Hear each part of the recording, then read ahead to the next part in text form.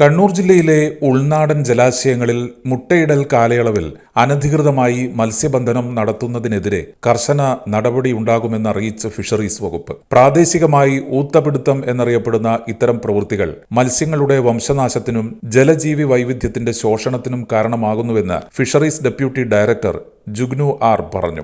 കേരള ഉൾനാടൻ fisheries and aquaculture നിയമങ്ങൾ പ്രകാരം ജൂൺ ജൂലൈ മാസങ്ങളിലെ മുട്ടയിടൽ കാലത്ത് മത്സ്യങ്ങളെ അനധികൃതമായി പിടികൂടുന്നത് കർശനമായി നിരോധിച്ചിട്ടുണ്ട്.